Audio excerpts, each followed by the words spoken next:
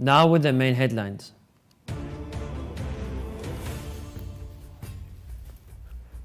Pakistan 1 million undocumented immigrants to be expelled within 2 months.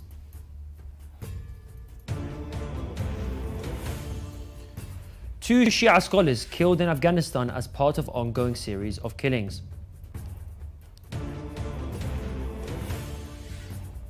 Dutch Muslims fearful for future after shocking election victory of anti-Islamic party. Series of arrests in Saudi Arabia, Bahrain and the UAE targeting pro-Palestinian gatherings, human rights group says.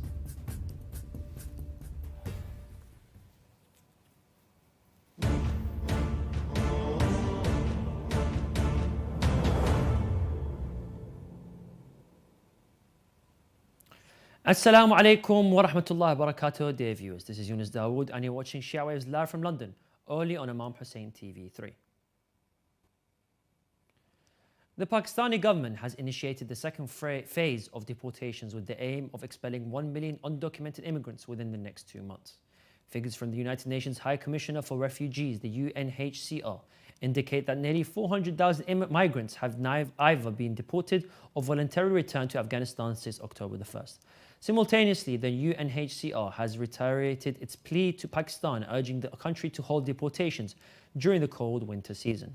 Amnesty International has initiated a campaign advocating for women's rights and has urged the French government to permit the entry of women who sought refuge in neighbouring countries into France.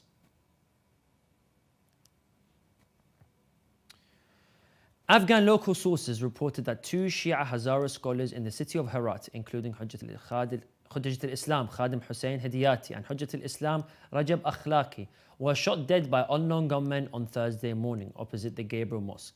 This incident comes just 2 days after the killing of 3 others from the Shia Hazara sect in the provinces of Dakwandi and Ghazni, with deafening silence from the Taliban movement, who has been in power for 2 years now. Dutch Muslims expressed shock on Thursday at the election win of far-right populist Geert Wilders, who has previously called for mosques and the Quran to be banned in the Netherlands. Wilders has long insulted Islam, describing it as a fascist ideology of a retard culture and a backward religion since 2004. He has been under police protection and in 2016 was convicted of discrimination after he called Moroccans scums at a campaign rally. His party's manifesto includes a ban on mosques, the Quran and the Islamic headscarves in government buildings. Muslims make up around 5% of the Dutch population of almost 18 million people. To discuss this further, we have with us Mujtaba Akhund, Director of Free Muslim Association. Assalamu alaikum. Assalamu alaikum, and thank you for having me on your show. Much more than welcome. What are the implications of the anti-Islam party's political victory in the Netherlands? We have to clear one major thing, that Mr. Wilders is radical in ideology. So we have to keep that in mind as we go throughout this discussion, that this person takes things to the extreme regardless of who it is about.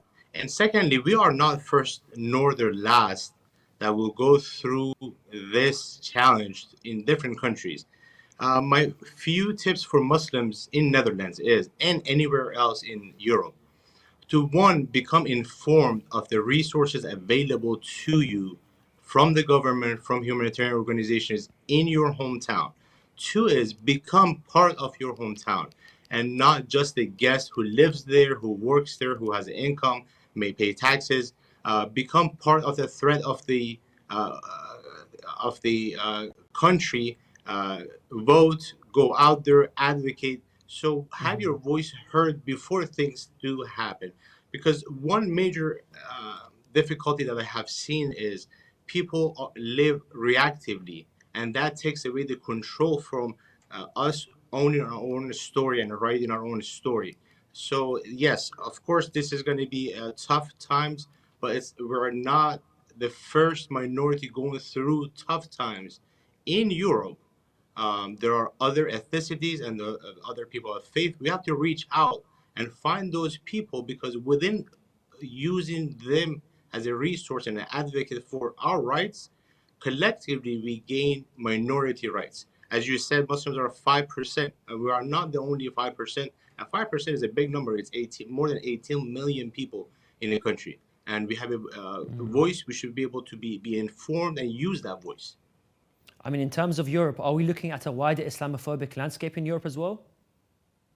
See, Europe, the way Europe is planned out, all the countries go back to similar roots and similar values.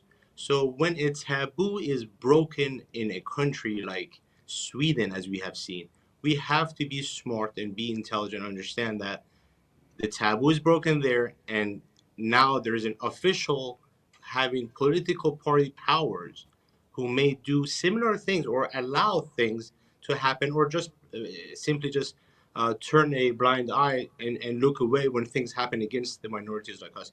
So yes, I'm afraid that we'll see an increase, but being informed and being actively engaged within the society takes away that fear of unknown of when are we being discriminated against, when we are there at the decision making table, when we are present when votes are being taken, when we are present when a city mayor is being changed, when we are there when there's a major cleaning happening in the city, people are advocating about this and that. For any reason, Muslims need to become more active in their countries. Unfortunately, the taboo of even burning our holy book has been broken by other people in other countries, but who says that Netherlands or other countries wouldn't follow suit or allow this to happen? So we just have to be informed and again be at the decision making table. And it's okay that they will do their best, but always the truth comes out and the minorities get the rights if they stay united. And with the union within themselves, they can achieve great goals. Again, I'm going to reiterate that we are not the first minority in when it comes to faith or ethnicity or other types of affiliations. We are not the first minority facing discrimination. We just have to be alert and smart and live intelligently. And one thing I add to Muslims abroad, because they live in a non-Muslim country, you have to live and lead by example. You cannot just say that I'm just going to let the extremist narrative that they are holding us against be there, because I am not doing anything to negate that.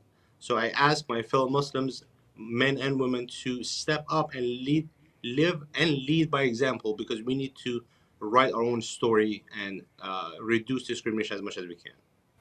I mean, leaving Europe alone, do you think will this radical ideology infringe the religious freedom of the Dutch Muslim minority within the Dutch constitutional framework, or does it not? I think, unfortunately, he is a tip of the iceberg where, there is a huge iceberg coming through and we're right heading towards it. And Mr. Wilders is one of the people who right now who has gained control. And within his capacity, he could do whatever he wants unless we, at some capacity, are there to show that there is a difference between what the extremist groups like ISIS or ISIL or any other group have done, and said that and used Islam as an umbrella that, oh, okay, this we are as Muslims, which they're not. 99.9% of Muslims will tell you that ISIS attacks are non-Muslim representatives, but they're using Islam as an umbrella. So it is that narrative that these people are against. So not allowing Quran, not allowing mosque, not allowing Muslim attire, all of that is because they hate what they have seen, and we hate it too. We just have to show that difference. Now, again, Mr. Wilders, as I said, he's very radical in his ideology, and if it wasn't us, he would have aimed for some other minority to go against to gain popularity, because um, radical ideology is growing in Europe in general. I have seen less of it in America, but that depends in the United States. That depends on who basically the leading party is. But in Europe in general, this discrimination against minorities has just overcome many other objectives that there are. And some of it is poverty, some of it is post-COVID, some of his people are just ignorant and they do not want to learn about what Islam is. And another one is, on top of all that, is we are not there to represent our narrative as true Muslims, as people who are good, generous, giving, caring. When it comes down to it, and all they see is the news that was written by somebody else, acted by somebody else, done by somebody else, and does not look or represent us. Live from Washington, that was Mujtaba Akhund, the director of Free Muslim Association. Thank you very much for your time. Thank you. Let us remind our respective viewers of today's headlines. Pakistan's 1 million undocumented immigrants to be expelled within 2 months.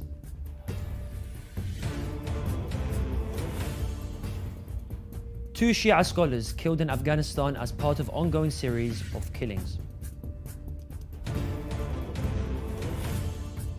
Dutch Muslims fearful for future after shocking election victory of anti-Islamic party. Also tonight, due to growing number of visitors, giant sewage treatment plant being constructed in the holy city of Karbala.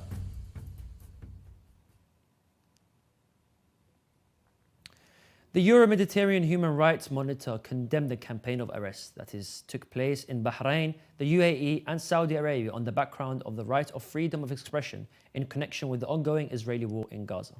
In Bahrain, the report found that at least 35 citizens were arrested, some of whom were released and others had their detention extended. The report also found that the authorities summoned a number of academics and opinion activists to warn them against organizing any events or expressing their opinions on the issue of Gaza.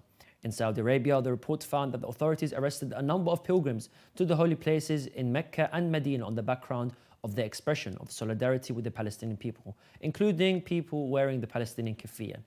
The report also found that the authorities arrested the British Muslim actor and director Islah Abd al-Rahman due to wearing the Palestinian keffiyeh in Mecca.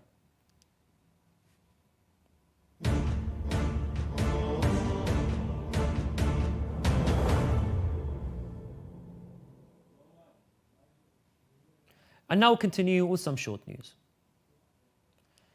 The Blue Mosque, located in the Philippines, saw on Thursday the opening of the first ever Muslim Filipino Museum.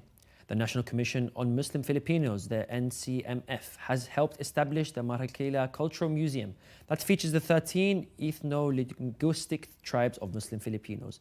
According to a high government secretary, the museum is both an honor and a symbol which allows the rest of the Filipinos to get a glimpse of the rich and multifaceted cultural, artistic and historical heritage of the Muslim community.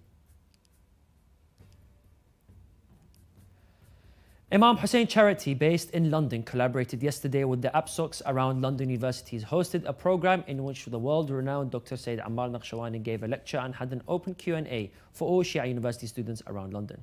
IHC was one of the main sponsors for the evening and successfully managed to raise donations for their ongoing winter appeal and Shia genocide aid. Sumaya Hussein, head of the fundraising and events at Imam Hussein Charity, gave a speech in which she highlighted all the work that the charity has done around the world and upcoming campaigns and initiatives.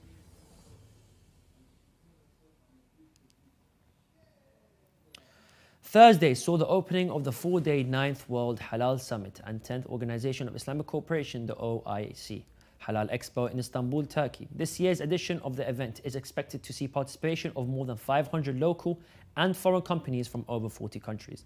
The topics highlighted at the 9th World Halal Summit include halal supply chains, halal certification and accreditation, participation, financing in the halal economy, digitalization and innovation of the global halal economy.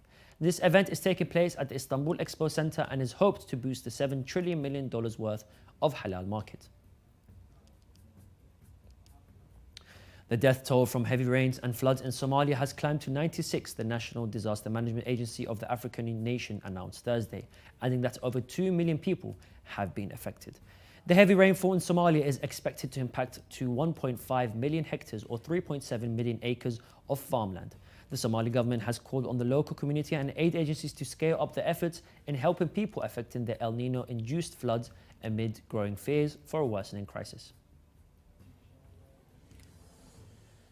Nearly 40% of conventional baby food products analyzed in a new US study were found to contain toxic pesticides, while none of the organic products sampled in the survey contained the chemicals. The research conducted by the Environmental Working Group, the EWG, a non-profit, looked at 73 products and found at least one pesticide in 22 of them. Many products show more than one pesticide and the substances present a dangerous health threat to babies.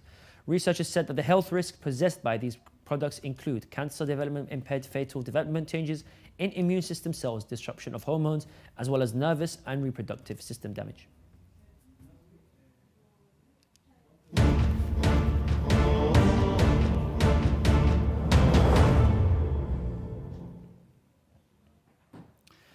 The Sewage Directorate in the Holy City of Karbala is implementing one of the most important projects in the Middle East, which is a giant sewage treatment plant with a capacity of 400,000 cubic meters per hour in the Holy City of Karbala in Iraq.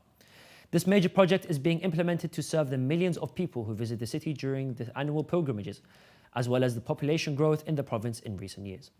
According to experts, the project is also expected to serve many neighborhoods of the Holy City of Karbala, including Al-Ma'malaji and Al-Mu'alman neighborhoods, as they are located in the lowest point of the city and are prone to flooding.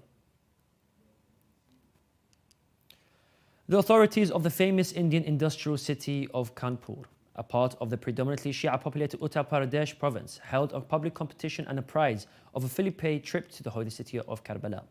The Indian Live Hindustan newspaper reported that the city of Kanpur, a part of the Uttar Pradesh province, with a majority of Shia Muslims, witnessed on Tuesday, November the 14th of 2023, the holding of a public competition amid a remarkable public and official attendance.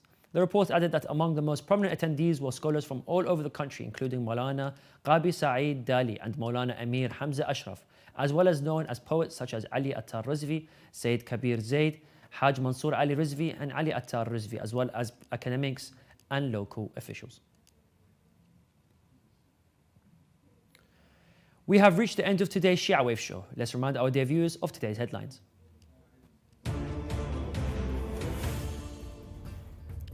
Pakistan's 1 million undocumented immigrants to be expelled within 2 months.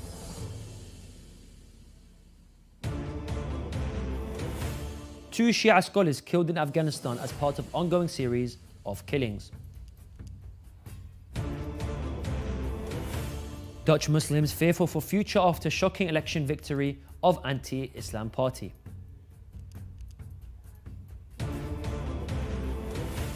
Series of arrests in Saudi Arabia, Bahrain and the UAE targeting pro-Palestinian gatherings, Human Rights Watch group says. Due to growing number of visitors, giant sewage treatment plant being constructed in the Holy City of Karbala. And major public competition in India's Uttar Pradesh, winners to be sent to the Holy City of Karbala. You can view the latest news on Shia Waves website, and you can send news of your city or country to be published on our news agency. Contact us on the numbers at the bottom of your screen. This is the end of today's news. Thank you for watching, and we pray to Allah the Almighty to hasten the reappearance of the Master of our time. Wassalamu alaikum wa rahmatullahi wa barakatuh.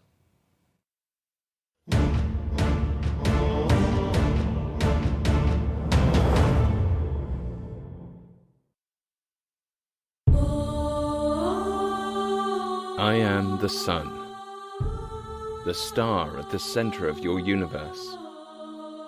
I am a wondrous threat made of hydrogen and helium.